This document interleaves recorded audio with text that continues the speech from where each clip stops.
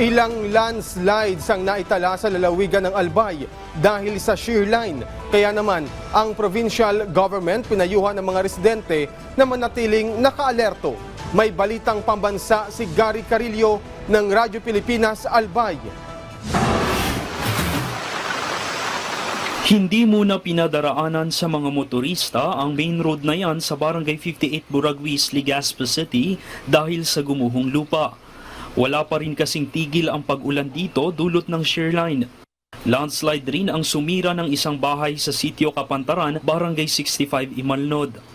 Kaya naman ang Disaster Risk Reduction and Management Office ng Legazpi City makikipag-ugnayan sa Mines and Geosciences Bureau para matiyak ang kaligtasan ng mga residente sa lugar. Naman po, nag-report na din kami kay NGP.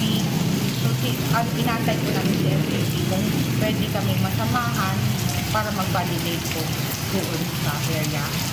Pero as of now, siguro dahil maulan pa, unsafe, hindi pa sila po nagsasabi na okay na. Patuloy ring binabantayan ng mga otoridad ang level ng tubig sa mga river channel na konektado sa Bulkang Mayon sa bayan ng Kamalig.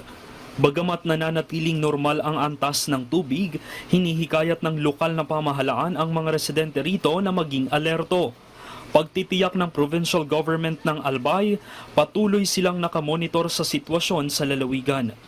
Payo nito sa mga residente, sumunod sa mga inilalabas na abiso ng mga kinauukulang ahensya ng pamahalaan para matiyak ang kaligtasan ng lahat.